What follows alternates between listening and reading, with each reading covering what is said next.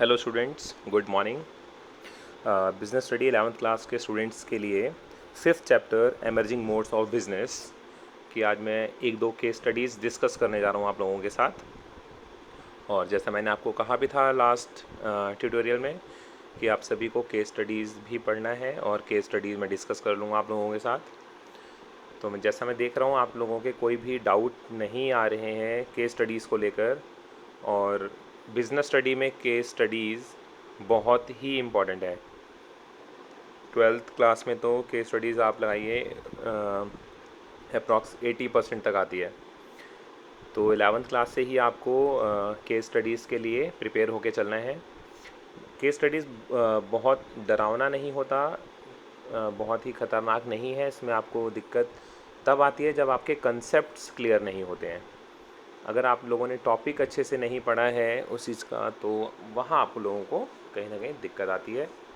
और इसमें आप लोगों को लिमिटेशंस, बेनिफिट्स, फीचर्स, ये सभी चीज़ों के याद करने होते हैं, जिससे आपको केस स्टडीज़ में कहीं कोई प्रॉब्लम ना आए। ठीक है, तो एक बार हम डिस्कस करते हैं। केस आपके सामने है एक। Ishu's father had gifted him his old laptop. यानी ईशू के फादर हैं, उनका एक पुराना लैपटॉप है और वो ईशू को गिफ्ट कर रहे हैं। Ishu wanted are latest with some advanced features on his coming birthday.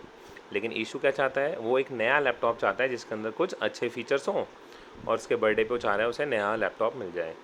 As the old laptop was not needed by his father, he decided to sell the laptop on OLX.com and then purchase a new one.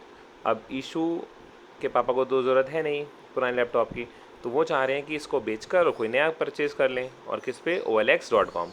OLX.com आप सभी जानते हैं, इससे परिचित हैं आप सभी से। ईशू sold his laptop and was very delighted to make his first business deal।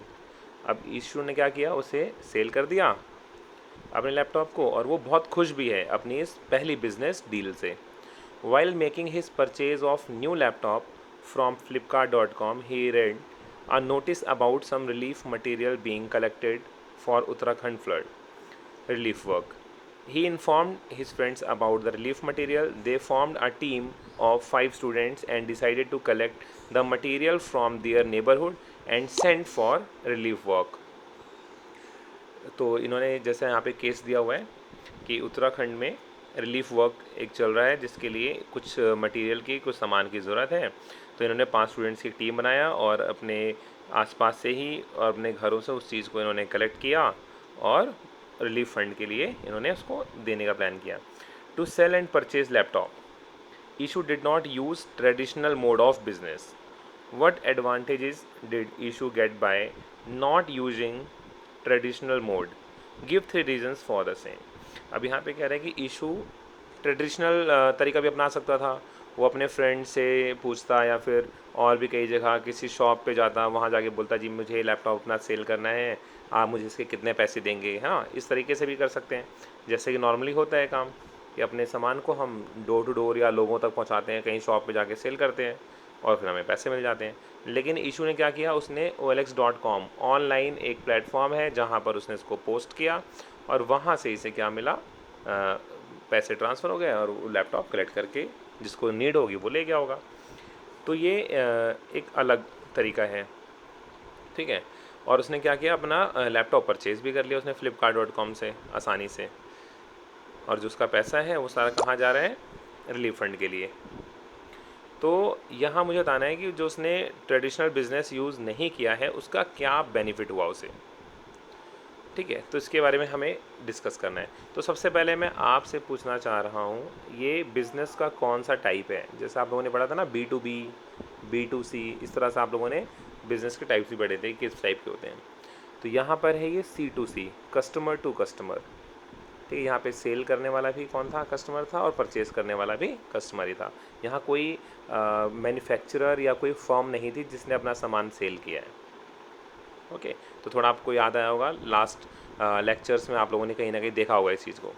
तो यहाँ पर आपको बेनिफिट्स लिखने हैं आंसर में बिजनेस के, बेनिफिट्स ऑफ ई बिज़नेस। इसको आप यहाँ लिख के आसानी से नंबर आपको मिल सकते हैं, जैसे ease of formation and lower investment requirement. अब यहाँ पर उसे सेल करने में कोई रिक्वायरमेंट लगी होगी क्या?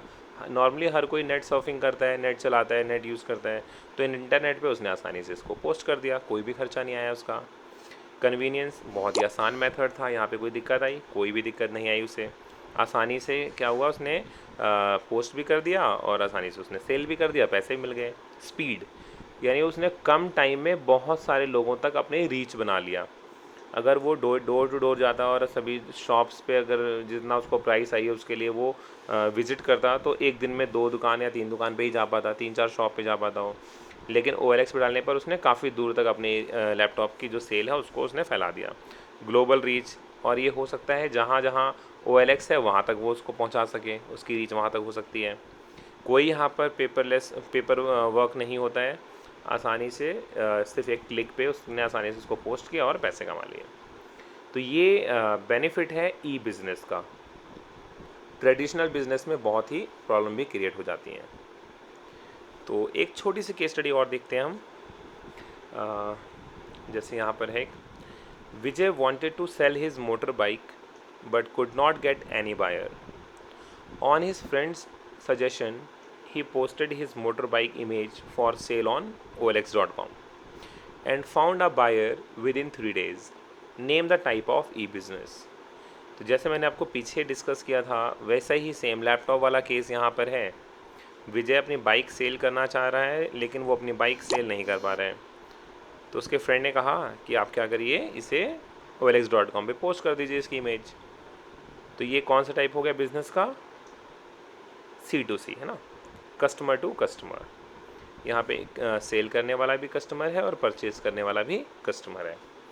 तो आप सभी को इस तरह से केस स्टडीज़ पढ़नी है और केस स्टडीज़ को देखना है। अगर आपके एग्ज़ाम में भी केस स्टडीज़ की काफ़ी वेटेज होगी, ये मैंने 1 मार्क और 3 मार्क्स का डिस्कस किया है। आपके 6 मार्क्स की भी केस स्टडी आएगी, 3 मार्क्स की भी आ सकती है, 4 मार्क्स की आ सकती है। तो ठीक है, आपको रेडी रहना है केस स्टडीज़ के लिए। आपकी बुक के पीछे बहुत ही अच्छे राइटर्स हैं, सभी ने अच्छी केस स्टडीज़ के बारे में लिखा हुआ है। आप application and hots evaluation based questions की तरफ जाएंगे चैप्टर पीछे, तो वहाँ पे आपको केस स्टडीज़ आसानी से मिल जाएंगी। इस तरह की किसी केस स्टडीज़ में प्रॉब्लम हो रही है तो आप वो मुझसे पूछिए।